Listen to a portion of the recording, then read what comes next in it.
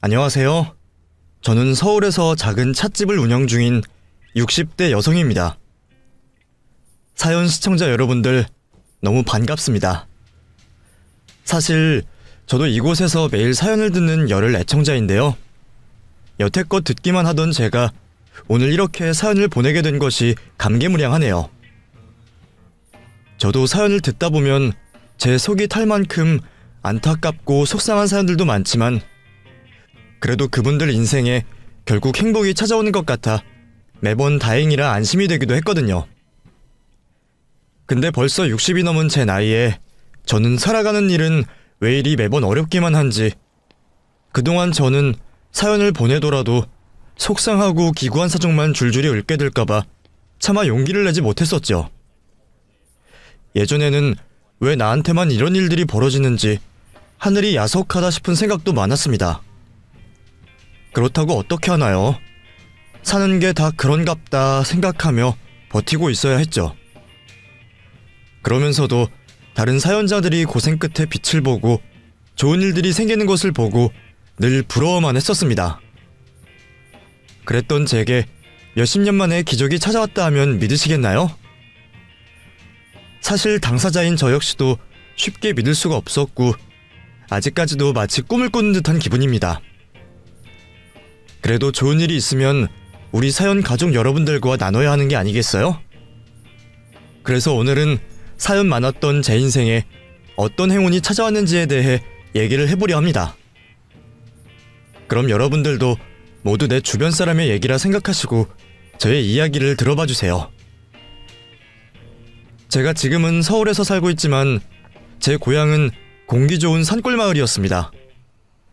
속리산 자락이 지나치는 어느 동네에 셋째 딸로 태어난 저는 날 때부터 그리 좋은 팔자는 아니었던 것 같네요. 첫째 오빠는 장남이다 보니 집안의 기대와 관심을 독차지했고 둘째 언니는 장녀라 살림 미천이자 어머니의 든든한 지원군이었습니다. 제 밑으로 남동생은 아들로서 어린 막내로서 예쁨을 받는 게 당연했겠네요.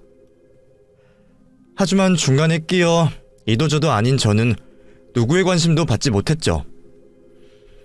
예전부터 늘 손이 느리고 둔한 탓에 식구들에게 타박도 많이 받고 매일 쥐어박히지 않는 날이 없었어요. 그래서 저는 집에서나 밖에서나 많이 주눅이 들어 있었어요. 어려서부터 식구들한테 쓸모없다는 소리를 워낙 많이 들어서 그런지 저는 밖에서도 의사표현 한번 제대로 못할 정도로 성격이 참 소심하고 조용했습니다. 그 시절에 그런 성격을 이해해주는 일이 어디 흔했나요? 바보 아니냐는 소리를 들으면서 제 스스로도 저를 한심하게 생각하곤 했죠. 그래서 그러셨던 건지 저희 부모님은 제가 20살이 되자마자 저를 다른 동네로 시집을 보내버리셨습니다. 어디로 가는 줄도 모르고 엄마 손에 잡혀 끌려간 곳에서 남편 될 사람을 처음 만났죠. 남편 옆에 앉아 계시는 호랑이 같은 시어머니를 보자 저는 당장이라도 도망을 가고 싶었습니다. 초면이라 그런지 나름 웃는 얼굴인데도 시어머니 심성이 얼굴에 다 보였거든요. 쭉 째진 눈에 양볼에 두툼한 심술보까지 아무리 선입견이라 생각하더라도 확실히 좋은 인상은 아니었던 것 같네요. 앞으로 제 인생이 어떻게 흘러가게 될지 아마 저는 그날 예상할 수 있었던 게 아닐까 싶습니다. 울고 불고 시집가기 싫다는 제 말에도 부모님은 억지로 저를 시집 보내셨어요. 2살 위 언니는 여직 집에서 끼고 들면서도 이제 막 20살이 된 나를 왜 출가시키려 하는 건지 저는 내심 잘 알 수 있었습니다. 솔직히 그래서 그냥 다 자포자기했던 것도 같아요. 식구들한테 예쁨 받지는 못했어도 그래도 하나뿐인 가족이고 내 인생의 전부라 생각했었는데 나를 짐짝 취급하며 어떻게든 떨어내려 하는 걸 보니 소심하고 난 미워할 줄 모르던 저도 배신감이 느껴졌어요. 그렇게 20살 그 어린 나이에 남의 집에 팔려가듯 시집을 가게 된 저는 그 뒤로 인생이 꼬여버렸던 것 같습니다. 시어머니는 첫인상만큼이나 참 악독한 분이셨고 중매로 만난 남편도 제게는 애정도 관심도 없었습니다. 그렇게 결혼해서도 잘 사는 사람들도 많던데 저는 어찌 인복이라는 게 참 없는 사람인가 봅니다. 늘 듣던 구박이라 시집가서도 별반 다를 게 없다 생각했던 저는 차원이 다른 폭언과 구박을 당해야 했고 매일 고된 시집살이에 시달릴 수밖에 없었습니다. 나이 많은 남편 역시 제 울타리는 되어주지 못했고 뭐라는 건지 늘 공사다망했죠. 남편이 그러는 동안 집에는 시어머니와 저 둘뿐이었고 저는 혼자서 하루 종일 쉴 틈 없이 집안일과 시어머니 시집살이를 견뎠습니다.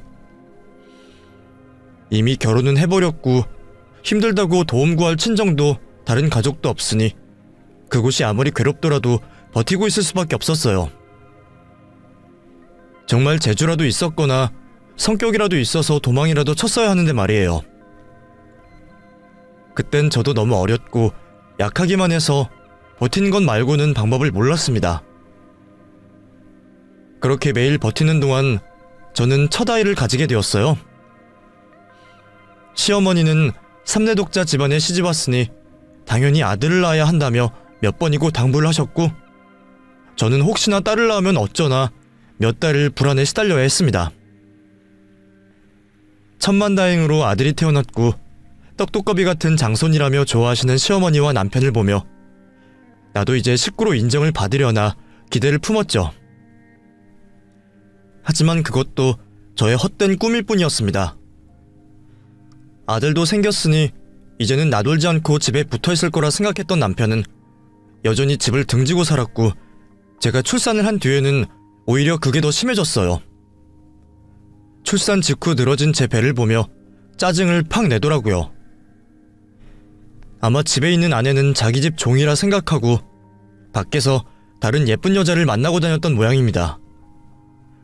시어머니는 남편의 방황에도 늘 당연하게만 생각하셨고 다 알면서도 참고만 있던 저는 결국 뒤통수를 맞고 말았네요. 우리 아들이 겨우 3살 되던 해에 남편은 밖에서 여자를 데려왔습니다.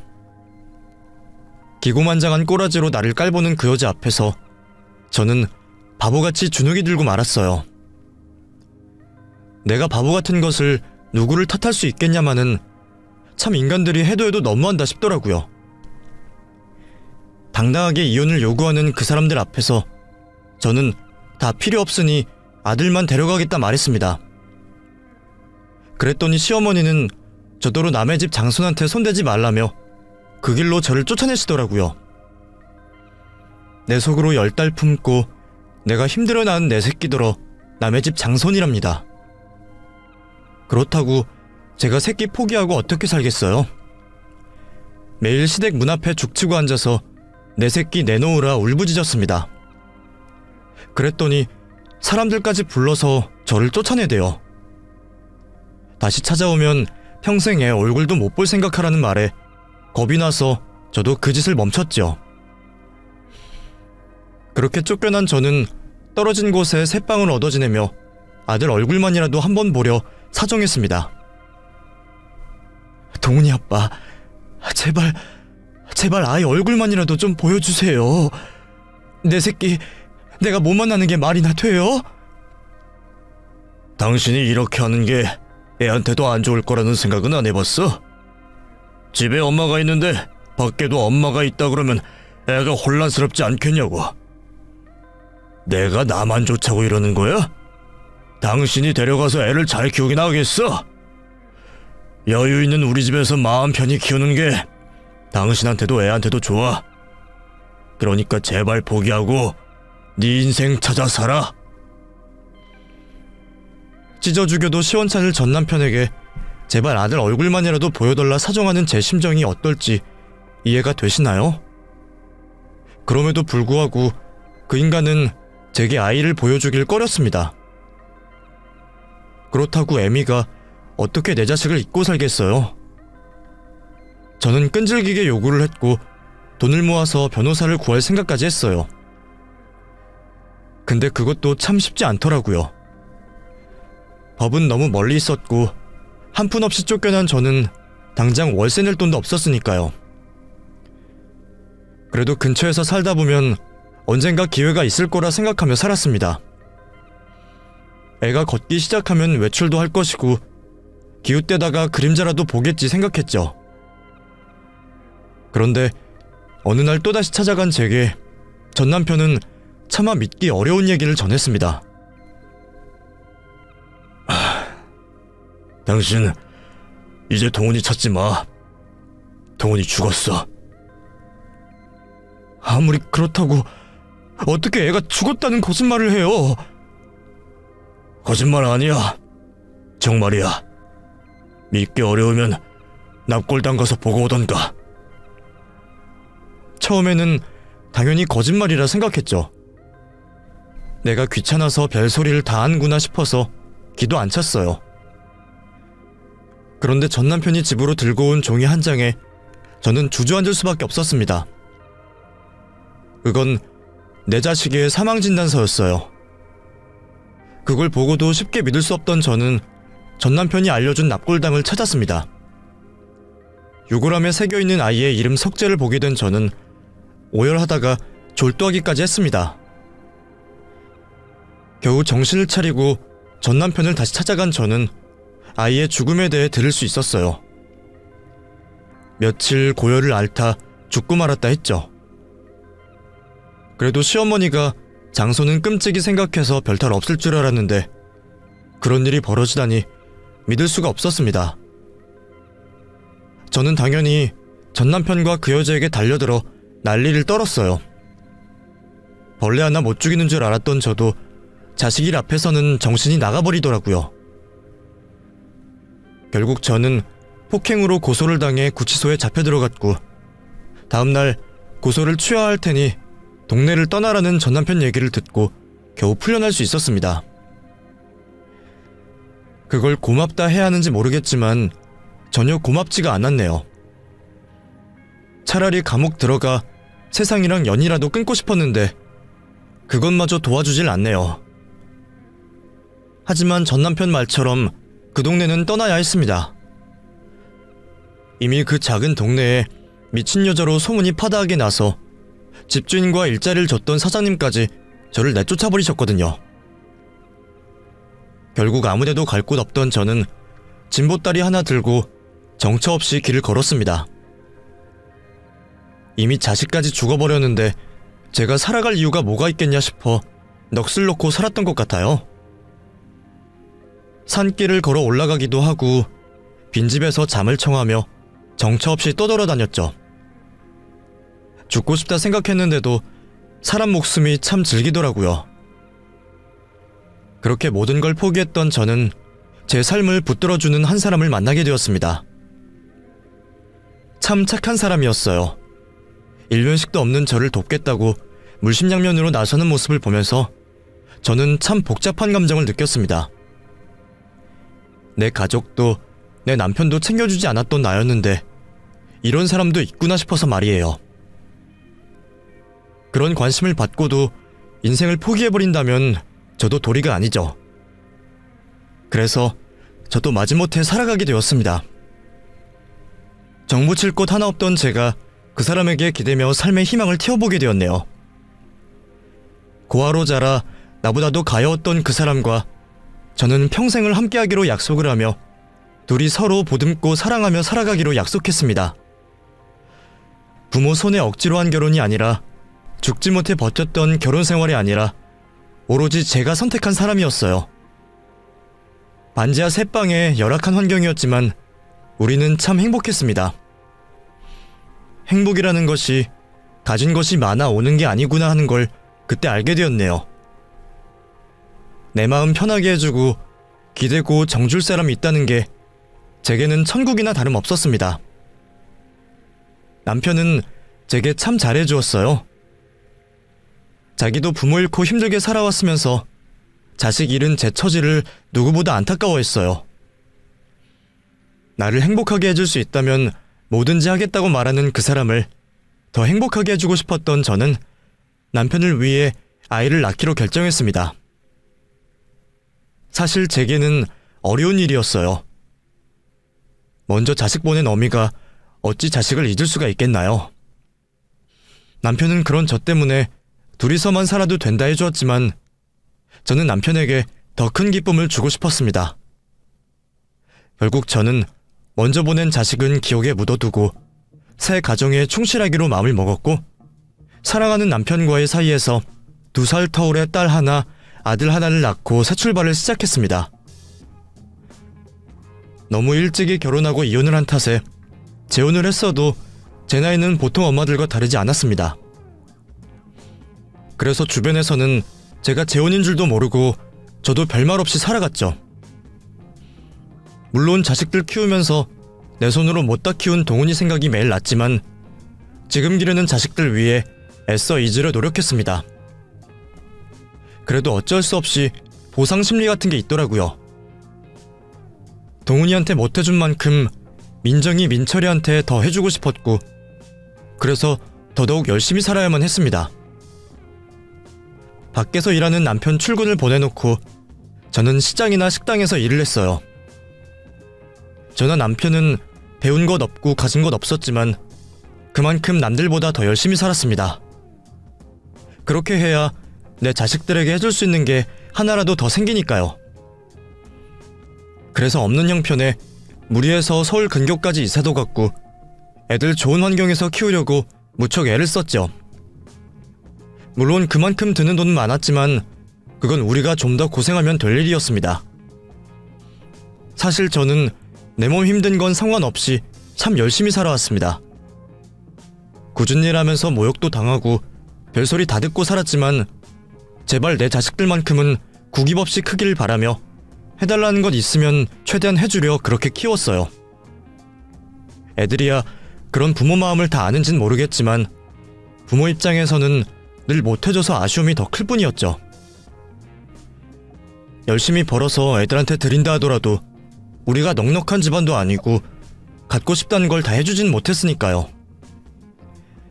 부족한 것 없이 해준다고 생각하는데도 철 따라 유행이 얼마나 빠른 건지 애들이 반 애들 다 하나씩 가지고 있다며 이거저거 해달라는 소리를 들을 때면 또 떼를 쓴다 화가 나기보다 그 돈 벌려면 부업이라도 더 구해야 하는 건가 걱정이 먼저 들었습니다. 엄마, 나 신발 사줘. 신발? 몇 달 전에 새신 샀잖아.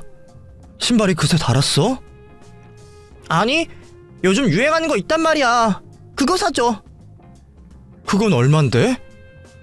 한 10만 원 안 할걸?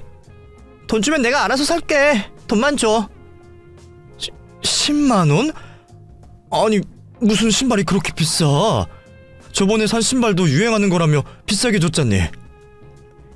그건 너무 늦게 사줬잖아. 유행이 벌써 지나갔단 말이야. 유행 지난 거 신고 다니면 애들이 얼마나 놀리는 줄 알아? 엄마 왕따 몰라? 요즘에는 그런 걸로 왕따 당한다고. 엄마는 자식이 그런 취급 당했으면 좋겠어? 그러니까 제발 하나만 사줘.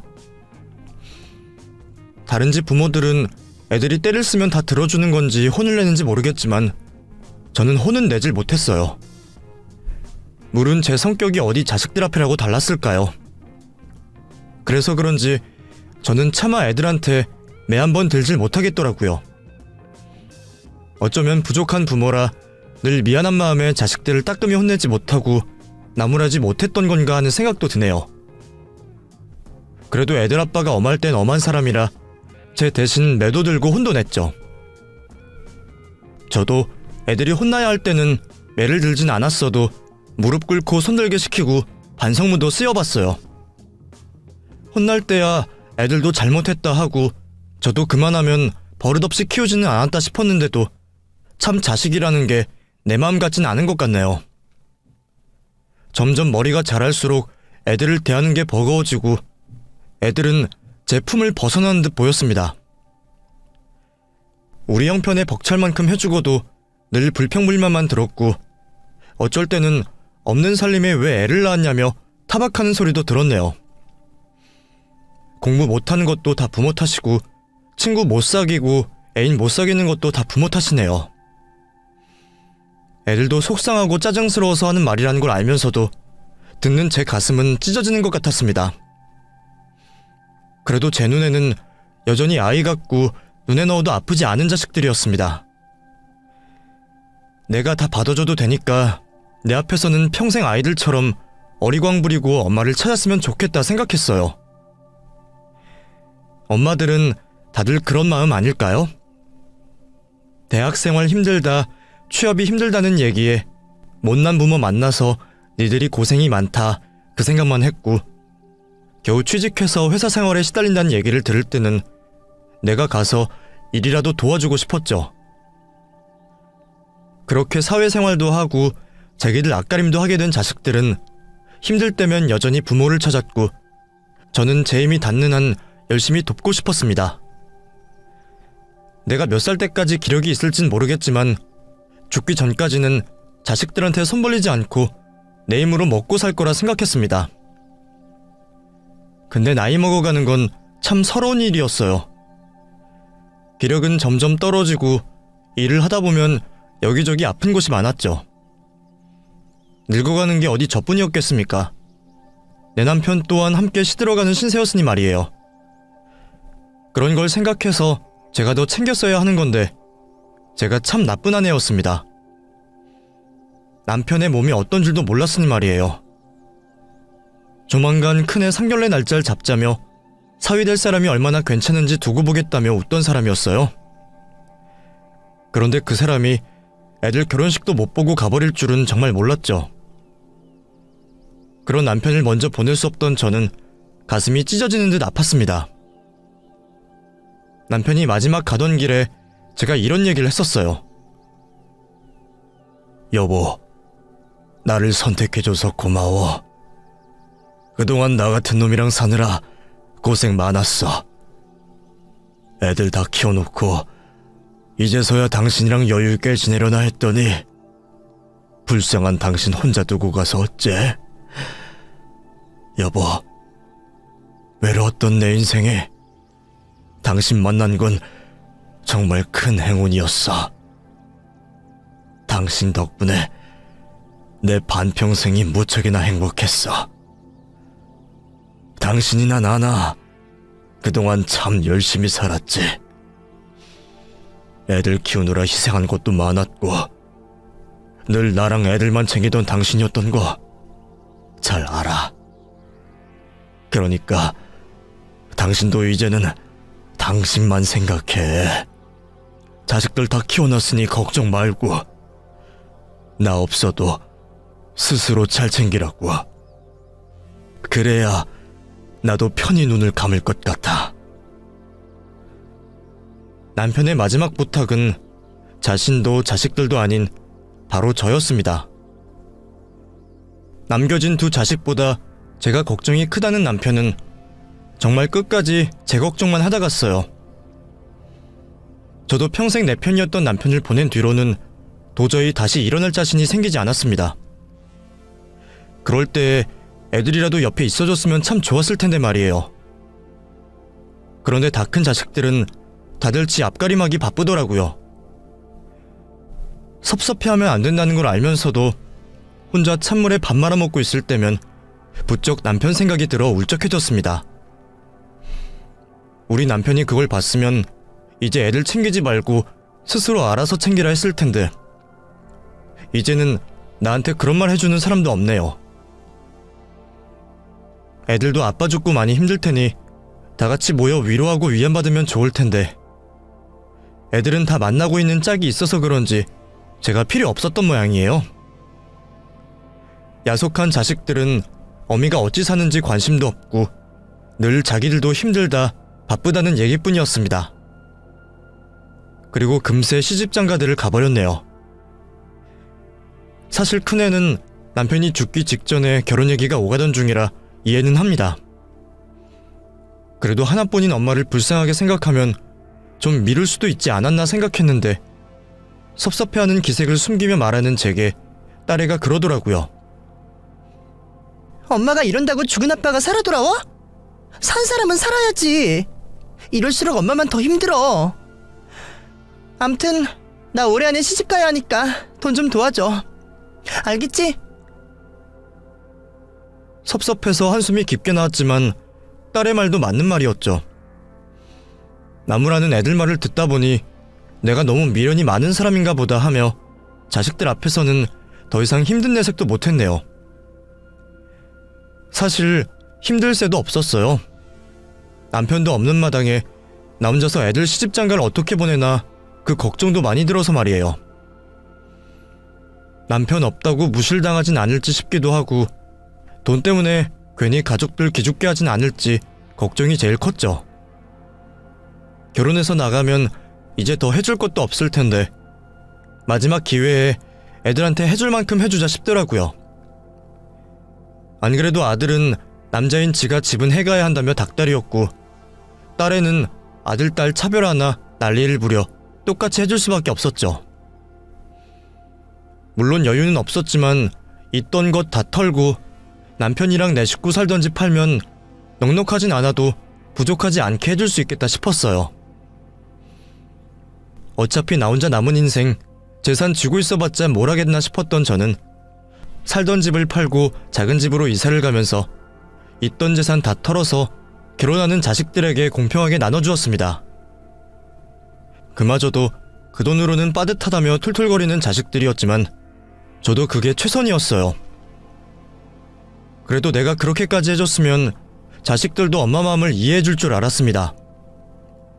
아무리 엄마의 사랑이 대단한 거라 하지만 저도 사람인데 어떻게 주기만 하고 살겠어요. 노후 준비 안 되어 있고 남은 돈 하나도 없는 걸 알면 못해도 가끔은 불쌍한 어미를 챙길 줄 알았죠.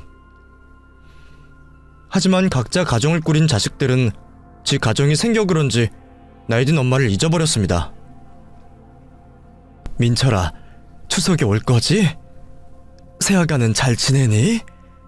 바쁜 건 안다만 네 누나도 너도 통 연락이 없네.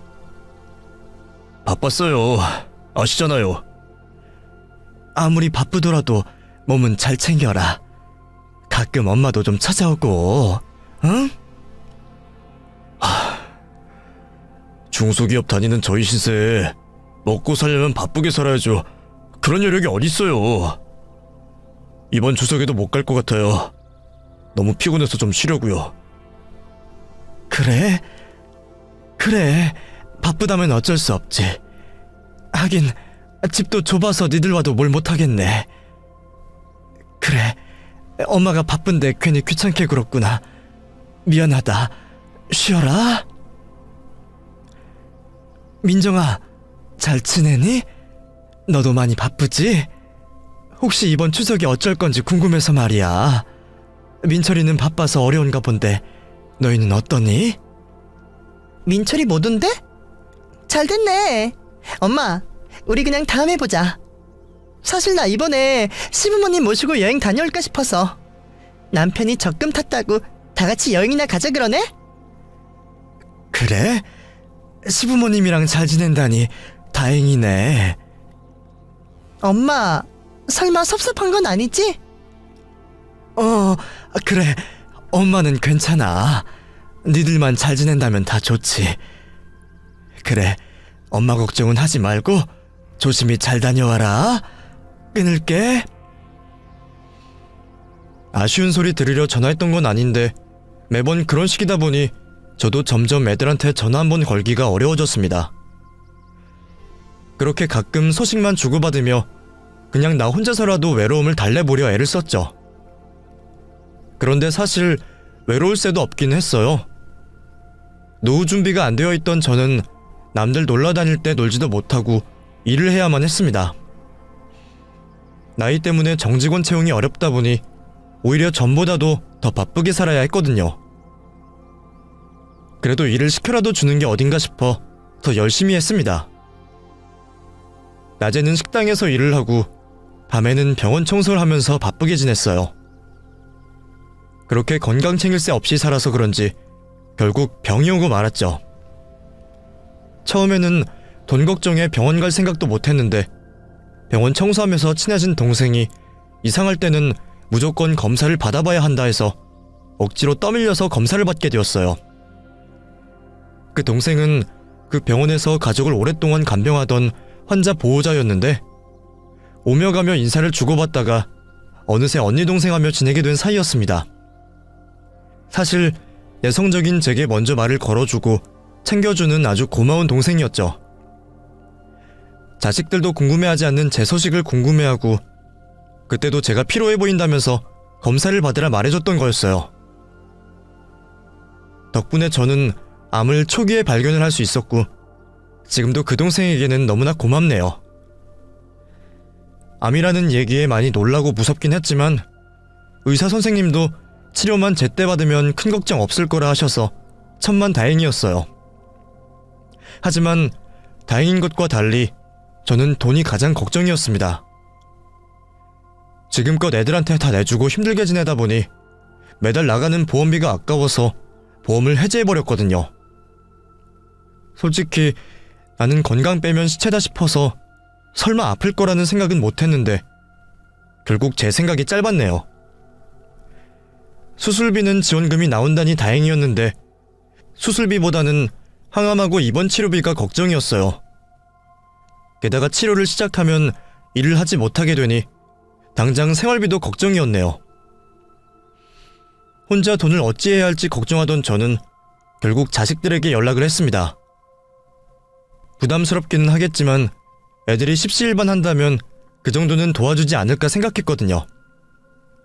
그런데 애들은 제 부탁을 단칼에 거절하더군요. 지들한테 다 내어준 저한테서 이제 더 나올 게 없다 싶어서 그런 건지 못 주겠다는 겁니다. 민정아, 엄마 암이래. 그래도 다행히 치료받으면 나을 수 있대. 근데 너도 알다시피 엄마 보험도 해지하고 당장 돈이 없잖니. 그래서 말인데 니들이 엄마 좀 도와주면 안 될까? 엄마, 우리도 힘들어. 그리고 왜 딸한테 그래? 민철이가 우리 집 장남이잖아. 민철이한테 얘기해봐. 당연히 아들에게도 부탁을 했지만 지 누나랑 별반 다르지 않더군요. 누나는 뭐하고 나한테 그래? 엄마, 우리 힘든 거 뻔히 알잖아. 근데 엄마가 정말 돈이 한 푼도 없어서 그래. 니들 다 주고 남은 게 없잖니. 엄마, 설마 결혼할 때 그거 좀 도와준 걸로 생색 내려고 그러는 거야? 그 돈이 뭐?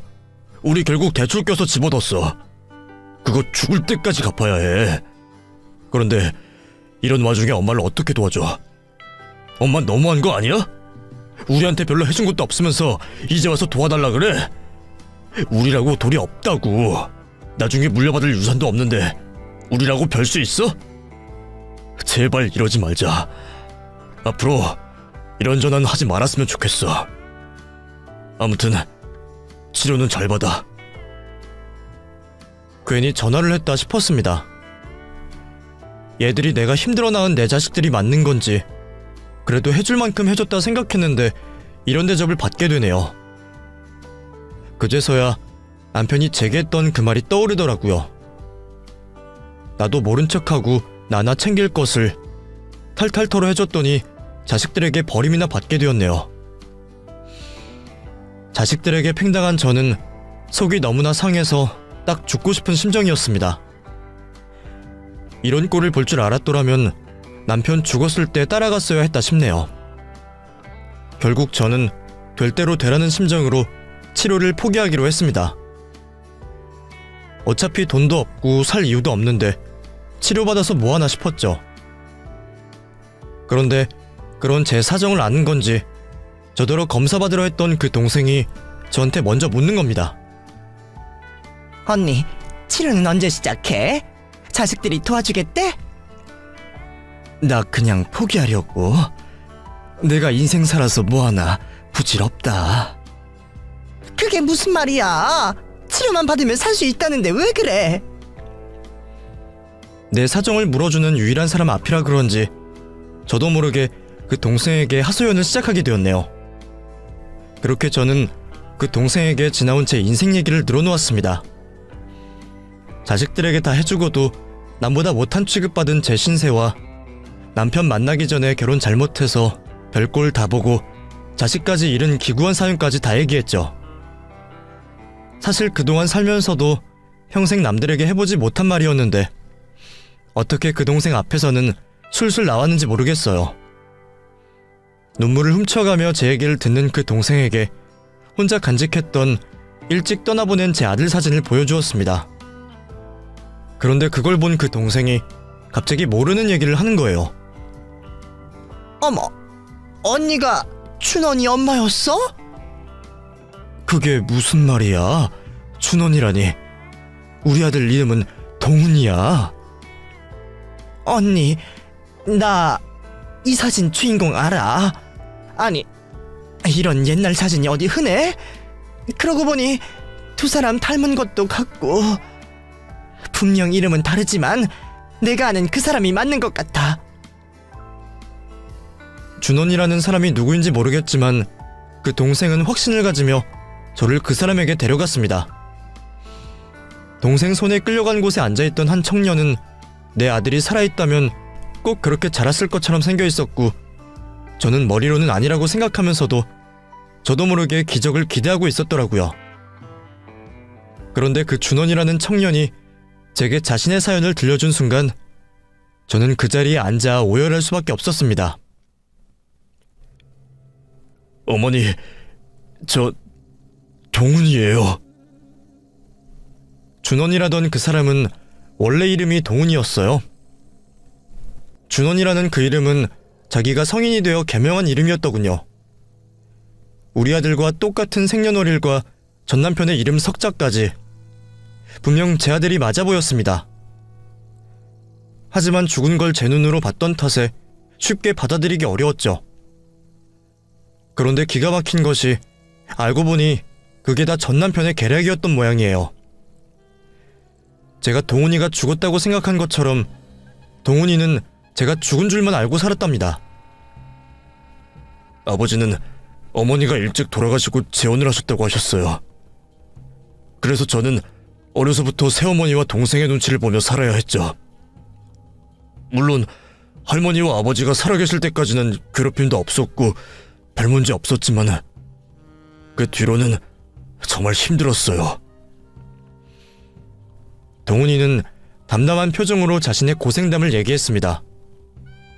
그래도 다행히 할머니와 아버지 있을 때까지는 장손 대우 받으며 부족함 없이 자랐다 하더군요.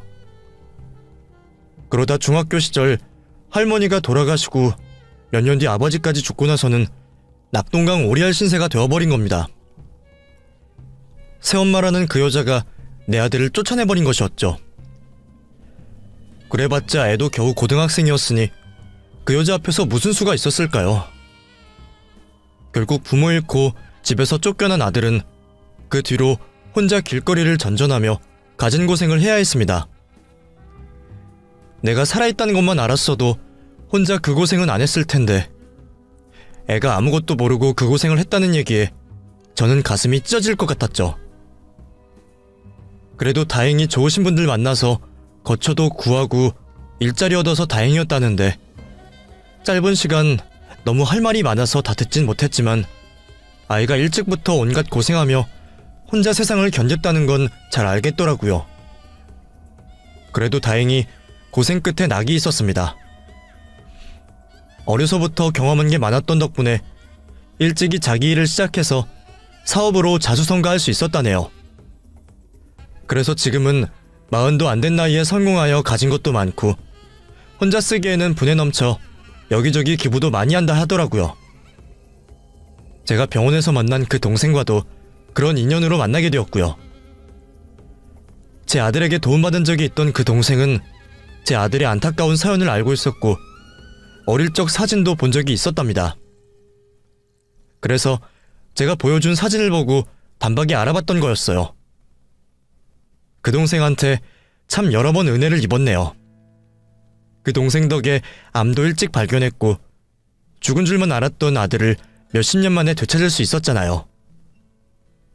게다가 제가 아들 앞에서 제 사정 얘기를 못할 걸 알았던 건지 치료가 급한 제 얘기를 전해서 아들이 저를 돕겠다고 나섰어요. 솔직히 아들한테 미안해서 말하지 못했던 건 사실인데 또 아들을 어렵게 만난 상황에 내가 죽을 수가 없겠더라고요. 결국 저는 아들의 도움을 고맙게 받기로 하고 치료를 시작하게 되었습니다. 대강의 내 사정을 눈치챈 동훈이는 나와 같이 집을 찾더니 기울어져가는 내 집을 보고는 그날 당장 짐을 챙겨 자기 집으로 데려갔어요. 어머니, 저 혼자 살던 집이라 좁고 불편하신 게 많겠지만 당분간 이사갈 때까지만 좀 이해해주세요. 제가 어머니 모시고 살 집 하루빨리 구해볼게요. 아니, 이 집이 어디가 작다는 거야? 내 평생 이렇게 좋은 집에 살아본 적이 없는걸. 내가 너한테 해준 것 하나 없는데 이런 호사를 누려도 되는 건지 모르겠다. 미안하다, 동훈아. 미안해. 어머니, 또 우세요? 이제 울지 마세요. 저를 낳아주신 것만으로 감사한 건데 어떻게 해준 게 없다고 미안해하세요. 오히려 저야말로 어머니를 더 일찍 찾지 못해 죄송하네요. 제가 여태 못했던 만큼 다 해드릴 테니까 앞으로는 아무 걱정하지 마세요. 그러려면 우선 당장은 치료에 집중하시고요. 어머니, 앞으로 우리 행복하게만 지내요. 예? 자식 앞에서 눈물 보이면 안 되는 걸 알면서도 미안하고 죄스러운 마음에 하염없이 눈물이 흘러내렸습니다. 동훈이는 못난 애미라도 좋은 건지 치료 무사히 잘 받고 100살까지 오래오래 살으라며 제게 지극정성을 다했어요. 덕분에 저는 1년간 항암 치료를 받으면서 힘든 줄도 몰랐습니다. 아들 덕분에 치료도 무사히 잘 끝냈고 앞으로는 정말 동훈이와 행복한 일만 남았다 싶었어요. 자기 돈이 다 내 돈이라며 앞으로 남은 제 평생을 책임지겠다 하더군요. 그리고 나와 자신을 이어준 그 동생에게 은혜를 갚겠다며 앞으로의 치료비 전액을 지원해 주었고요. 사실 내가 갚아야 하는 은혜인데 내 아들이 내 대신 고생을 하네요. 같은 자식인데도 어쩜 그렇게 다른 건지 내가 다 해준 그 애들은 나를 모른 채 하고 내 손 못한 자식은 나를 이렇게까지나 생각하네요. 그래서 저는 동훈이를 위해서라도 돈 때문에 어미를 버린 그 자식들과 모진연을 끊기로 했습니다. 솔직히 부모가 먼저 자식과 연을 끊는 게 참 어려운 일이다 싶었는데 이번에는 애들이 도와주더라고요. 나는 죽을 때까지 절에 들어가 살 테니 연락하지 말라는 말에 제 사정을 궁금해하지도 않고 묻지도 않았습니다. 그래도 30년 넘게 키운 자식들인데 어쩌면 이럴 수가 있는지 한스럽기도 했지만 저한테는 이제 동훈이보다 더 중요한 일은 없었기에 다행이라 생각했죠. 내가 정말 100세까지 살 수 있을진 모르겠지만 제 남은 세월은 동훈이한테 바치려 마음먹었습니다. 그런데도 저는 또 아들에게 받게만 되네요. 제가 고생한다고 일도 그만두게 하고 호강만 시켜주던 아들은 적적해하는 저를 위해 예쁜 가게를 차려주었어요. 내 평생의 소원이 예쁜 찻집 차려서 우아하게 사는 거였는데 그 소원을 들어주었네요. 덕분에 저는 요즘 매일 향긋한 차향기를 맡으며 재미있게 잘 지내고 있습니다. 그리고 조만간 며느리를 보게 되었어요. 동훈이도 저처럼 행복할 줄 모르고 외롭게 살아왔는데 저를 만나고서야 행복을 찾아볼 생각이 든다 하더니 자기를 꼭 닮은 아가씨를 데려왔더라고요. 동훈이는 저와 달리 복이 많은 아이이니 좋은 사람을 만났을 거라 생각합니다. 그래서 저는 앞으로도 그 두 아이들을 위해 더 열심히 살아가려 생각 중입니다. 한 가지 다행인 것을 말씀드리면 신기하게도 인연 끄는 그 자식들 걱정이 그리 들지 않네요. 처음엔 내가 모질게 못하면 어쩌나 걱정이었는데 스스로도 다행이다 싶습니다. 혹시나 동훈이한테 불똥 튈 일은 만들지 않아야 하니 더 조심하려 하고요. 여기까지가 길고 긴 제 60인생이었습니다. 어쩌면 참 바보같이 살았다 생각하시겠죠. 저도 제가 답답하지만 그래도 고생 끝에 낙이 와서 얼마나 다행인가 싶습니다.